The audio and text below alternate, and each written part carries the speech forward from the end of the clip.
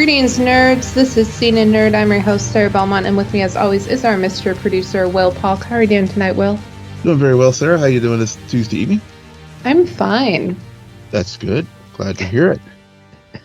I need to think of more responses to that. I think sometimes I change it up, but lately it's just been like, I'm fine. Yeah, well, okay. Fun is good. We have quite a bit of fun things to talk about tonight with The Last of Us, episode 4. And I know we got a few news items just to quickly run through, but yeah, I'm glad you're doing well. I was surprised when you made that a plural, because it's like a couple of fun things, really one fun thing, and then a few things like that this happened or is happening. I don't know. I don't really understand. Well, I understand, but so apparently, starting this Friday, AMC will be charging you more for the quote unquote better seats in the theaters. Here's my thoughts, okay? This should be at no shock to anybody who's been listening, especially if you've been listening for a long time, okay? So just act surprised. I tend to sit the aisle because I can, when the movie's over, I can as quickly make my escape. Okay. I don't like people in my way. And I also like less people around me, the better. And I'm also not surprised by this whole thing. The moment they started doing reserved seating in theaters, I was shocked when the one theater in Fairbanks had reserved theater. I'm like, what?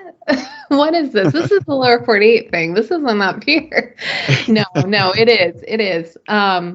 So to me, I'm like, okay, whatever. But and is AMC is with Regal, or are those two different? They're two different companies. Regal. Okay, then ours won't be affected. Okay, well, you're lucky. You're lucky because my go-to theaters that are like closest to me are both AMC theaters, and so just for folks who I'm sure people have heard about it, but if you haven't, just to give you a little bit more information. Starting this Friday in select markets, AMC is going to start having different seat pricing options, and one of them, like I Sarah noted, the standard sight line is basically the ones that are probably more to the side. Then there's the value sight line, which is like basically if like you get to the theater late and you're like having to get stuck down at the very front. And then there's like the premium seats where, which are the ones more in the middle, and and they'll have this with this structure. If you're like an AMC Stubs member, some of those fees will get waived and all, because with the one level of the Stubs, you do pay like a membership fee.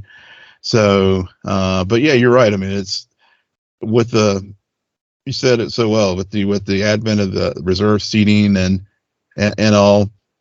It's not a surprise that they're doing this, but the timing is kind of silly in that people are now just really starting to go back to the theaters and stuff. And I understand that they got to make their money and all, but given that a lot of folks some folks are still wary about going because of COVID or whatever reasons, or and also just generally the cost of tickets in a lot of markets are just ridiculous.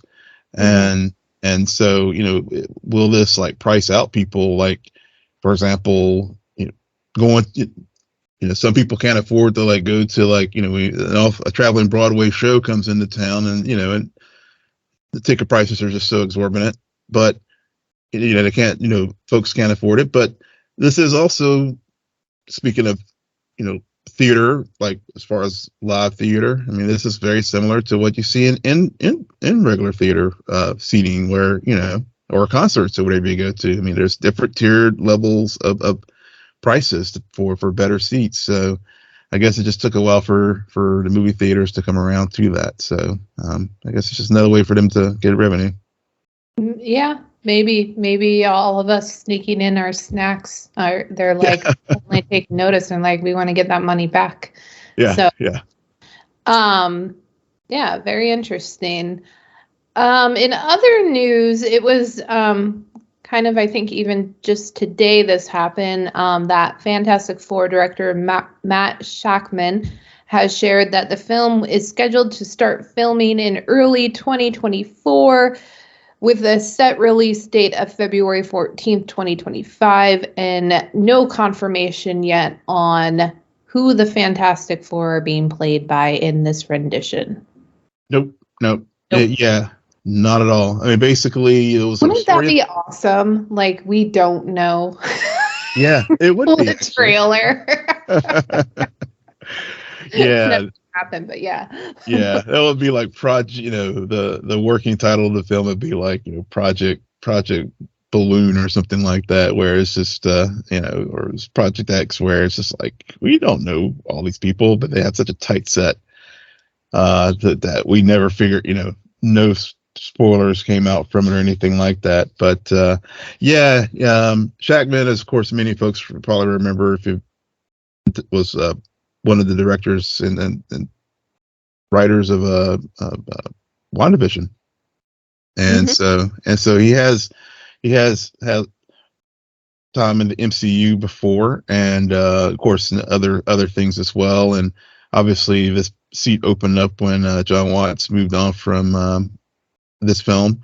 So he was just it was an article in the Wrap, and he was just sharing about this information and how he actually came in, was able to do it. He was originally scheduled to direct Star Trek 4 with Chris Pine with the new Kelvin crew, but when that film continued and even had started talking with J.J. Abrams about it, but when this opportunity opened up when John Watts moved on, he was like, I can't pass up directing an MCU film. So that's how he ended up directing the Fantastic Four. Yeah. No, I mean, you can, and a lot of people have signed on and then bailed. But for whatever reason, we never remember. We don't really recall those because in the end, it was the right decision, and then the movie turned out fine, or status quo for an MCU movie. So, February 14th. So hopefully this will get some love. Unlike the previous rendition. Oh man. And I'm sure people are just chomping at the bit. Who's playing who? What's like origin? I don't think it's gonna be an origin movie, but it's all about, because casting these days is like, okay, we're gonna get younger or older. Right. Younger or older. Like, we just need some kind of bit of information to hold us over. But hey guys, we got Ant-Man coming up, and I think that's going to hold us over for 4 months until the next MCU movie drops. Exactly. Jonathan Majors. Anyway, kind of funny. I was talking about Ant-Man, and I think it's true. I think if Kang takes his shirt off during that movie, it will make $2 billion. Like, hands down. Granted, and then as soon as I thought that, I told myself, but wait a second, he is technically going to have his shirt off for a heavy amount of Creed 3. So do you really need it in both movies? And the answer is yes. Yeah, exactly. Yes. The man is jacked. I mean, I saw a photo spread of him the other day, just online, I guess with Ebony magazine, and I was just like, dude, is shredded. I mean, and also the Creed, and also some of the Creed posters too. So yeah, we're it's definitely a thirst. There are a lot of people out there very thirsty right now for Jonathan. Yeah. He I always talk about this, but it's so iconic. I mean, especially considering Paul Rudd is Ant-Man. But that image of him on the couch next to Jonathan Majors, I think Jonathan Majors ate him. Like, he's too of Paul Rudd. It's ridiculous. It is. I love you, Paul Rudd, because you don't age. But yeah, it's ridiculous. Yeah, it is ridiculous. And it's funny. I saw a photo of the two of them from the premiere the other night, and and it's the same thing. It's just like they were kind of back to back, and it's just like, Paul Rudd just seems like a twig compared to Jonathan, and they were both all dapper and dapped out and stuff, but it was just like, yeah. Absolutely. An ageless Yes. twig, but yeah. Yeah. And the last bit of news, just because we didn't get to it last week, but word on the street is that Superman and Lois will at least get one, if not two more seasons before it concludes its run on what we currently know as the CW network. Yeah, and on that note, The Flash is premiering tomorrow night, and the word is still not out on whether or not Will and Sarah are tuning into that premiere. I was just thinking about that earlier this evening. I was like, well, I know we have our avatar that we used to use for that show. So just for old time's sake, I may actually put it on our social just for old time's sake. Aw, that's such a sweet thing to do. It did have a great first season. The first season of Flash is an epic season of television show. It's nearly a perfect season of TV. Totally understand that. They killed it though. Yeah. And this is why we can't have good things. But yeah. All right. Well, that leads us to what we really want to talk about tonight, which is, of course, the fourth installment of The Last of Us first season, which Will, how about you start us off? Because I feel like I started us off last week. So sure. What did the girl mushroom say to the boy mushroom? I don't know. I'm a fun guy. Oh, okay. Interesting. Very, very cool. What did you make about the use of the pun book and the jokes throughout this episode? I loved it. It was, after last week's episode, which was had so many feels that, a lot of people, obviously, we chronicled about whether or not it was best TV, and I won't regurgitate that, but this was there were a couple of things I thought with this episode. First thing that really struck me was this is the first one that we haven't had a flashback. When I was watching. Flashback. Yeah. And no infected. Right. No infected, no flashbacks. No one significant passes away. Right. And it was just and really, I think if you look at these episodes in like blocks and of arcs, it seemed that the Bill and the arc last week just sort of was a launching pad to this new arc where we're really starting to see the growth of Joel and Ellie's relationship. I think it's the first arc, though. Well, not the first arc, but I think that it's the first episode that doesn't is not all encompassing, if that makes sense. I feel like the first 3 episodes can very much stand alone as these short stories, because we have Outbreak Day, we have getting out of the QZ and everything with Tess, and then we have the Bill and Frank story, and now we're starting.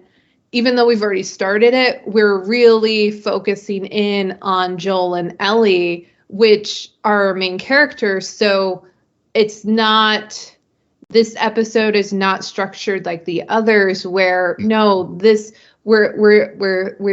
meeting new character. Well, they're kind of meeting new characters, right, but the story isn't this chapter, this arc, whatever you want to call it, is not ending at the end of this episode. It's going to continue forward for at least one more episode. This is something we got to talk about, because I'm starting to get very curious about if this first season will truly be start to finish the first game and not bleed. And I worry if they intend on bleeding it over into season 2, because Will is not going to wait like a year As soon as this season is over, he's gonna go down the spoiler path. I'll be shocked if he doesn't spoil himself with Last of Us 2. I mean, the spoilers are out there, so yeah. So that makes me think that they're smart enough to recognize that, and very much like have it end the way the first game ends. But with the pace currently, I'm like, okay, we'll see if you can squeeze in, because we still got a bit more of story to tell. There's a few more arcs to tell. So they do have 5 episodes left, but I don't know. Yeah. And to your point about spoilers and cutscenes and all that stuff, yes, I've seen some of them. I kind of know some things that are to come, but like I said a few weeks ago, I made sure to cut myself off so I could just really enjoy the show as it comes towards me, because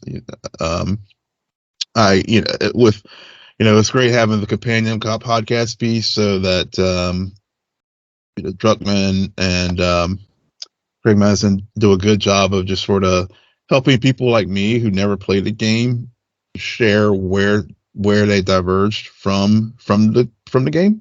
Yeah. And so that so I'm not so concerned about that. But getting back to this episode too, another thing that when it first started, as I noted before, not having any flashbacks, we start with Ellie with the gun. And I thought about our discussion last week. Now that she has this gun, what are we going to get, and what's going to happen from it? And so when we first see her with it, she's very clearly very comfortable with it. She was like, unloading the magazine, doing all the things, getting her little dirty Harry on, as far as like pointing it towards the mirror and stuff. And so it was really, whenever we get into the revelation later in the episode, having that scene at the beginning really was very smart, the way they started the episode with that, to really add heft to some of the things that happen later when they are in Kansas City. Yeah, I agree with you. The more I think about that scene and Ellie, she's doing what any kid who wanted something and finally sneakily got it would do, and she kind of is treating it a bit like a toy, in my opinion, and that's proven later when Joel actually shows her how to hold it.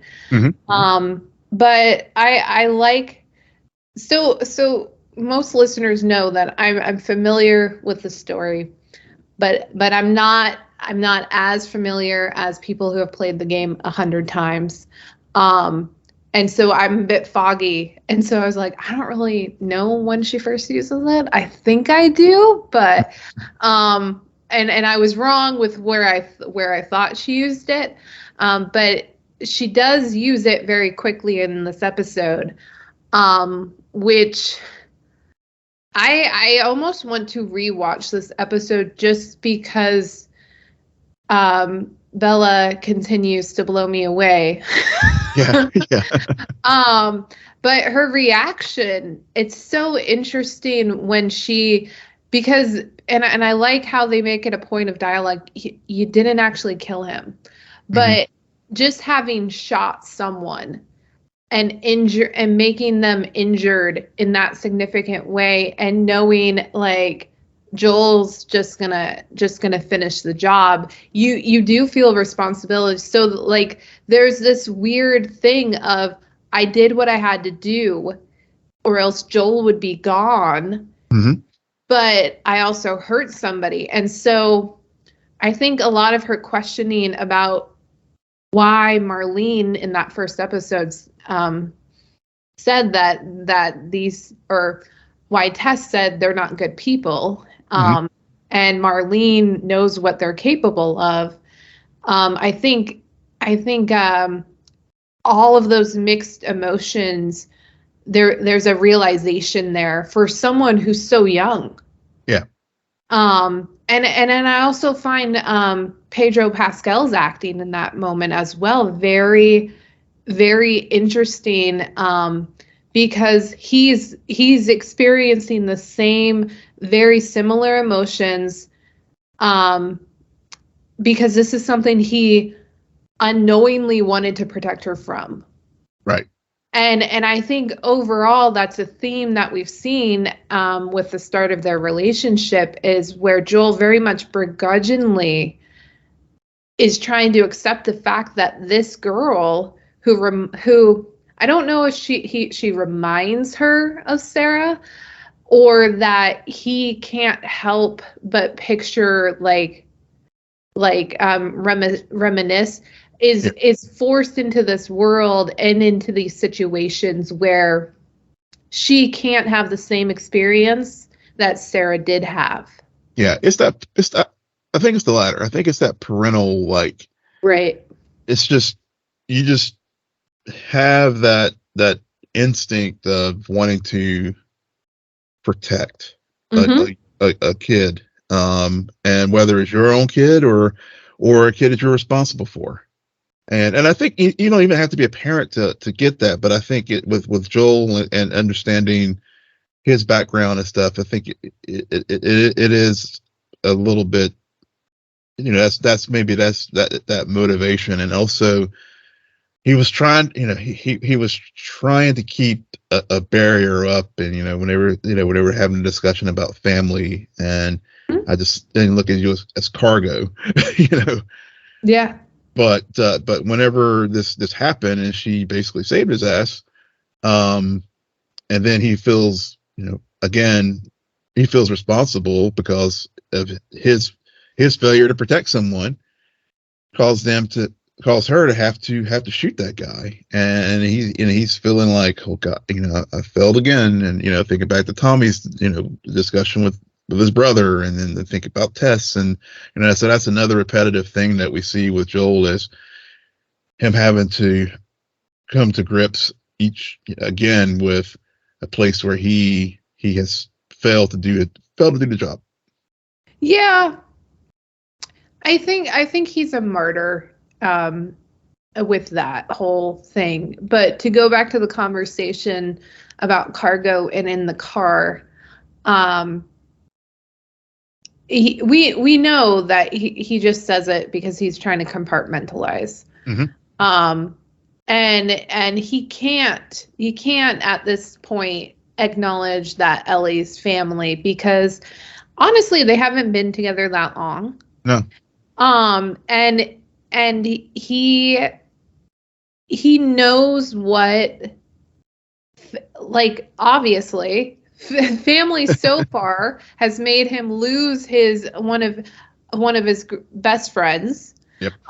Forced him from the safety that is the QZ. Mm-hmm. And now he's begrudgingly trapped with this girl who he's trying, quote unquote, to get her to where she needs to go, but also is just more like, I need to go save Tommy. I can't wait until we get Tommy.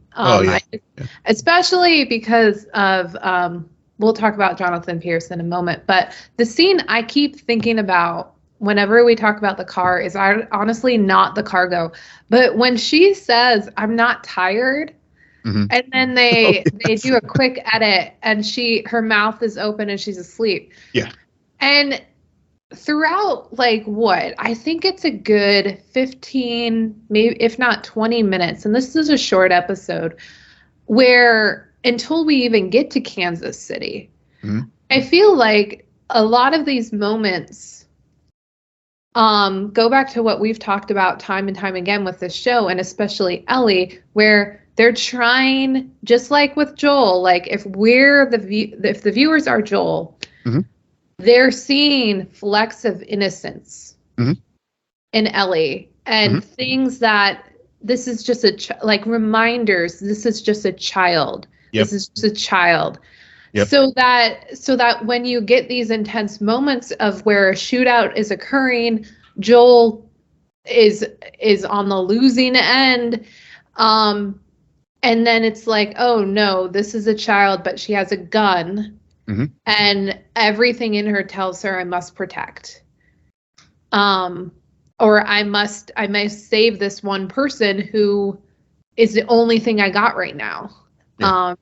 So I think it's very, they're doing this incredibly well job with this child character, and they talk about this on the podcast about how writing a child is really hard for an adult. And they're doing an incredibly job. And yes, Neil Druckmann has already done it with the game, but still this is longer storytelling. So to recapture that and to expand upon it is just brilliant. But now that we're at Kansas City, we meet Kathleen, and man, I knew his voice sounded familiar, but it took me listening to the after show to put two and two together that the voice actor who plays Tommy is Perry, who is Kathleen's quote unquote lieutenant right-hand man in this episode. And I was just like, what is going on? But yeah. So what did you think about Kathleen in Kansas City? Yeah, so when we first get to Kansas City, it was like video game moment for me, in the sense that, they are traveling down the highway. We see all the beautiful vistas of just how nature has sort of reclaimed land, and then we finally get to the city, and we see how the overpass is all blocked, and Joel having to get out. And the reason why I say it's like video game moment is because, like video games, when you get out of the, when you come across the obstacle, you look under there, and it's like clear sailing. All they have to do is just get around, right? And so, so when you get that moment where it's just like, oh boy, we're going to have to detour. And whenever there's a detour in a game, shit's going to happen. And it did.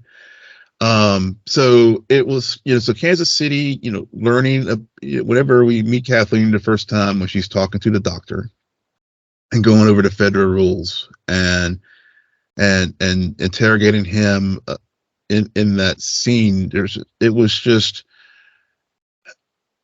the actress who plays her just really conveyed like this. It was clear that she was a leader in this faction to me, but it was one where it was like a leader who sort of was I don't want to say confident in what they were doing, but it was one of those things where I just felt like she had a singular sense of purpose in that interrogation, and really just trying to find out what was, what was going on with Henry and Sam, and then, and he was trying to empathize with her. And one of the things that really stuck out in that scene, he was like, I delivered you. And how he was trying to say, how the rules don't, why you're doing this about these rules, and, you shouldn't be doing this. And then she's like, oh, now you're trying to change the rules because you're the one stuck in this room. Right. And, I think it's, for me, I found it quite odd that, well, not odd, but it was a bit, what is the right word for it? What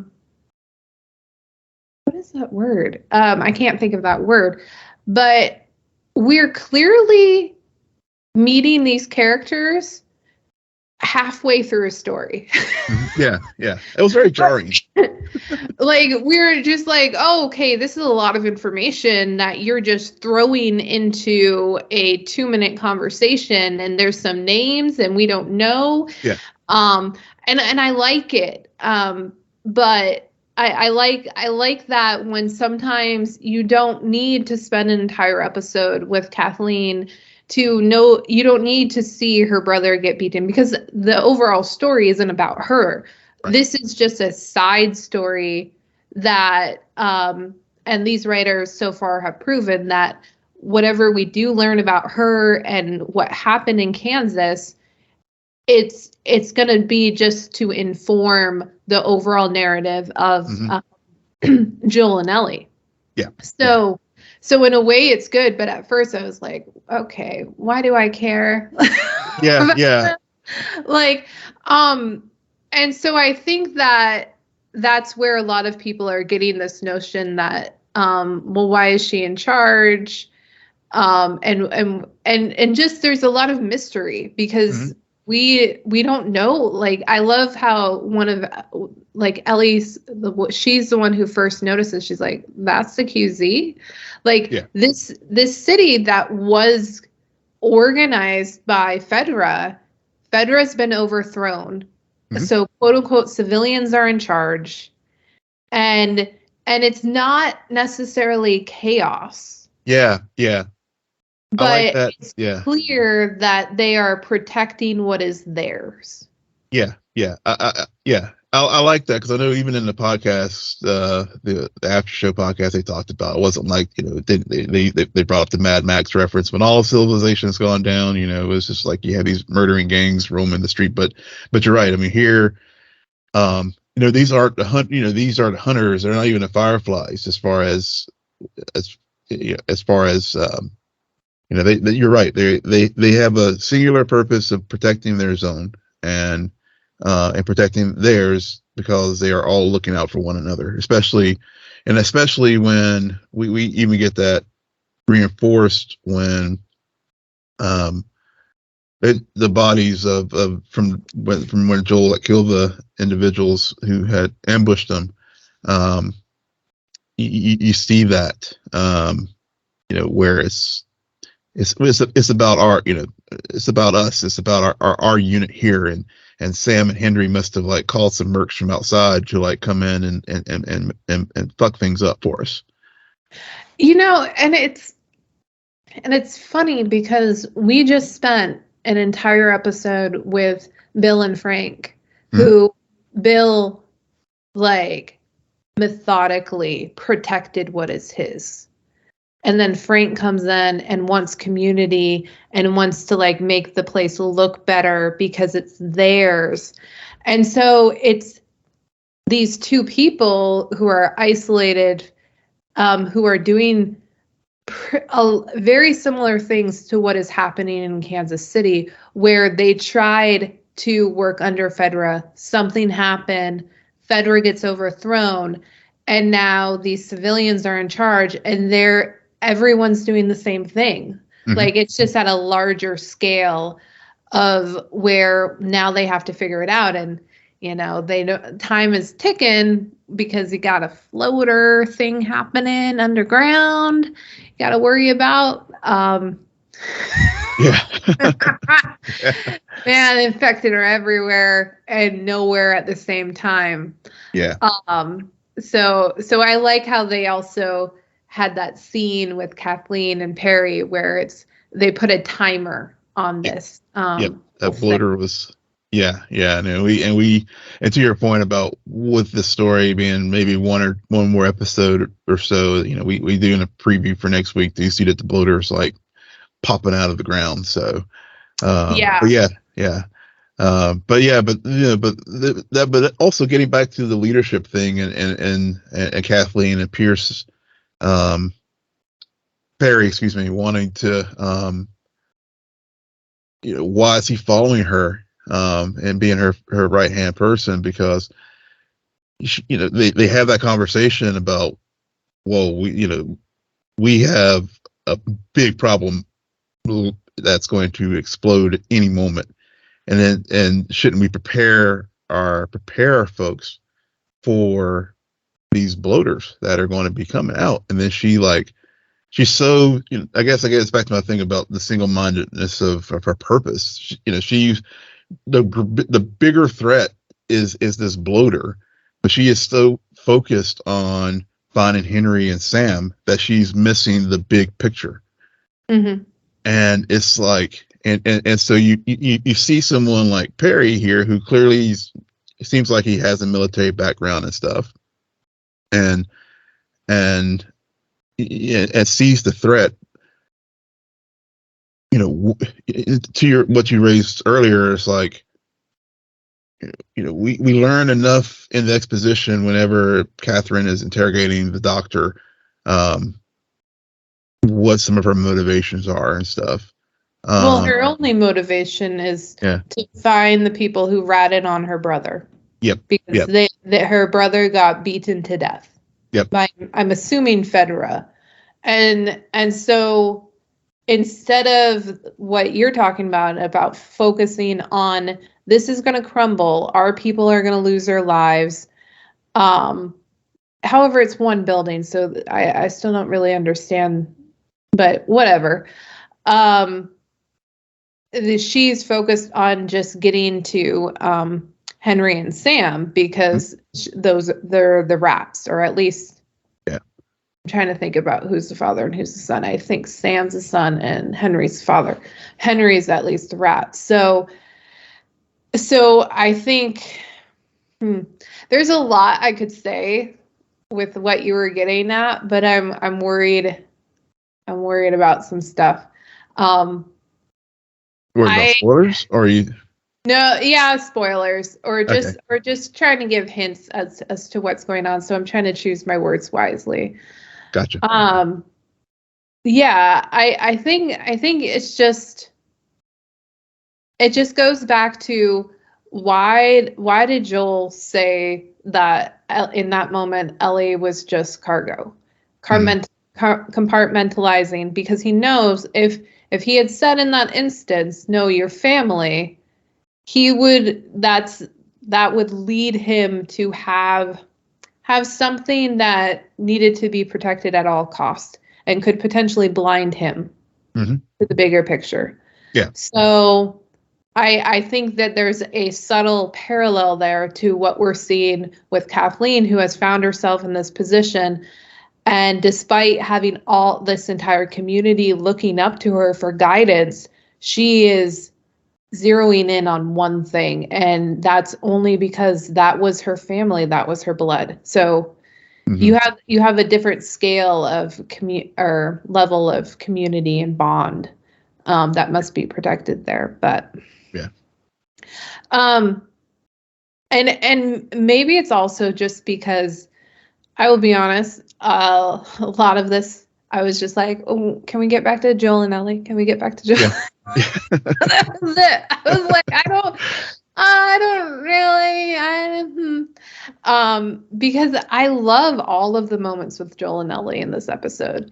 I like that by the end, towards the end of the episode, roles started to reverse, where we actually have Joel ask Ellie a question. He never really asked her a question before.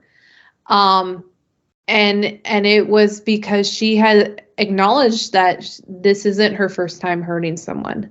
But and in that moment he didn't ask the question, but later he did, and I'm glad he did, because I can only imagine, like, well, what was going through his mind of like, okay, so we're gonna get the backstory to what happened, and that'll be interesting.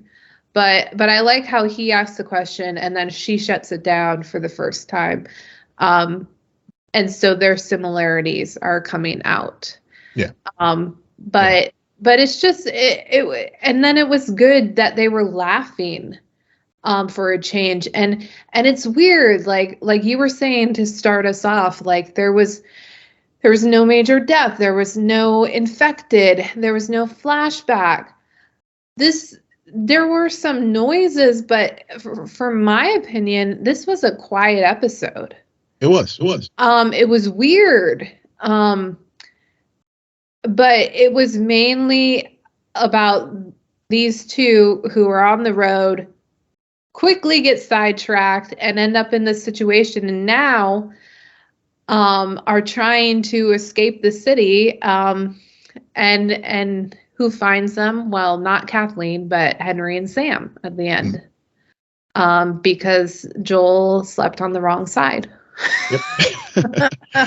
but all those, all those moments like the scar and the gunfire, those are all important details that, whenever initially in any other hands, a lot of times those are just throwaway lines, but here they serve for a bigger thing because, like you said, he slept on his right side, so he didn't hear them coming. Even though, and even when he was breaking up all the mirror and stuff and putting the crunchy, things down for sleep. I mean, all those little points are like really important little details that, and I love. That's one of the things I really, really like about this show is the most minute detail. It serves a larger, right. Something happens later. It really they really utilize it, and so nothing is so it really is one of those shows where don't blink, because if you do, you may miss something that will impact the story. I mean this episode, it may be an episode or two later, but it's there, and that was one of the things that that they did talk about as well. The showrunners have talked about how these moments are very critical, but thinking about the getting back to Joel and Ellie and their moments of learning more about one another, and and Ellie calling Joel out about whenever he was trying, whenever he saw that she let her go, she was processing what had happened with not only her shooting the guy, but then Joel finishing him off with the knife, and her role in that, and then Joel noticed it, and he was stumbling with trying to console her, but then she's like, it was a funny moment in the sense, to me, it was just like, you're not good at this, are you? And he's like, no. And it was, like you said, the kind of the role reversals of her trying to help him get over his martyr complex. I like the way you put that, because he is like, we get that earlier in the episode when they're on the road, when they're driving to cross country, with him talking about Tommy and having to bail him out, and Tommy's backstory and this. So it really is, you see those all, you see the development of their relationship, and I really like the way that, like you said, it's a quiet episode, but a lot really did happen in a very short amount of time. And I think that initially a lot of people are low on this episode, but I think overall this will be an important, or not even important, but this is a necessary thing. Yeah.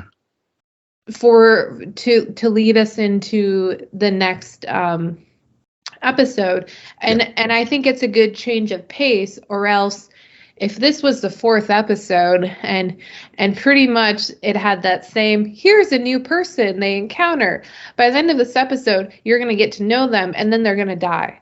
To be like, okay, yeah, so is this like going to happen every episode? So I think that they needed to change that up.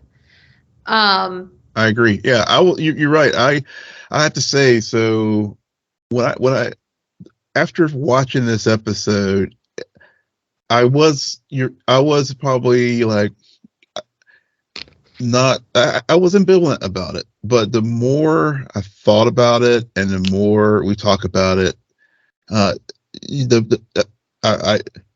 have a greater appreciation for what this episode is. Right. For the reasons that you just stated, and you're right. I mean, we needed this episode after the Bill and Frank episode from last week. We all needed to hear the diarrhea joke. Mm-hmm. Because it's brilliant. Oh yes. Yeah. We needed that so that we can just prepare ourselves for the rest of the season, because we know some more shit's gonna happen. Yep. I mean, I'm still thinking about episode 2 and how both of us were like, well, that got a bit scary. Yeah. I'm fearful because I think some more intense things are gonna happen, and Lord, but yeah, I am. I still love the show. I'm glad to, before we started talking tonight, I saw this episode had 7.4 million viewers. Yep. Every week is growing. Yeah. And that was against the Grammys.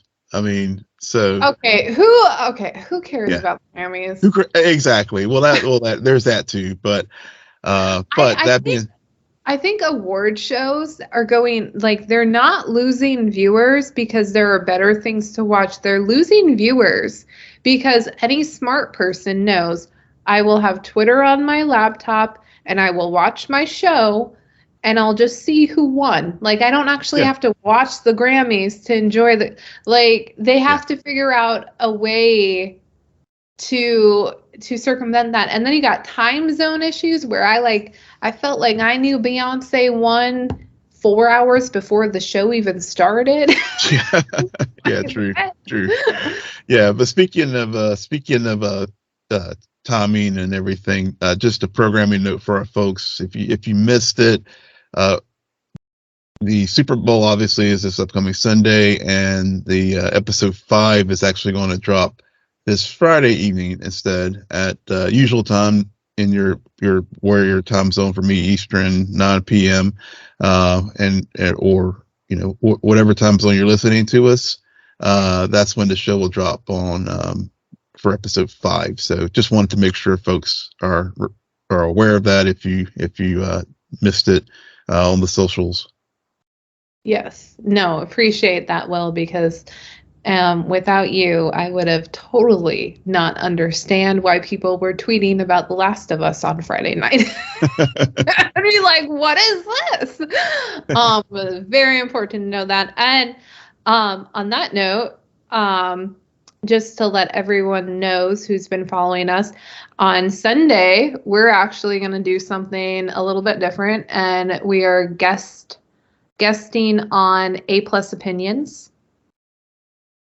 I got that name right? Yep, you did. Yep, okay. We will be. Yep. So yeah, we'll be actually live. So you were so quiet. I was like, he is not what is he doing? So I knew, I said it very confidently. It was only because of Will's reaction why I second guessed myself. Yeah. Let the record show. Okay. I didn't know if you had anything more to say. I was just giving you space. I'm so not used to that. Why is this so quiet all of a sudden? So we're going to talk about things we don't know what. Yeah. Fingers. We still have several days of the week to get through. So just check. Yeah. But check us out. We'll be on the show on Sunday afternoon. And check their channel on YouTube out. You can find them on Twitter. And so that will be fun and different. And clearly I'm starting to get tired. So on that note, Will, why don't you tell our listeners where they can find you? Yes, you can find me on Twitter at Will M. Polk, WILLMPOLK. You can follow me on Twitter at SJ Belmont. You can follow us on Twitter at SNN Nerd. Friend us on Facebook, follow us on Instagram, and visit our website, www.cnnerdpodcast.com. But most importantly, rate, follow, and comment on Apple Podcasts, Spotify, YouTube, or wherever you get your podcasts. Good night, geek out. You're welcome.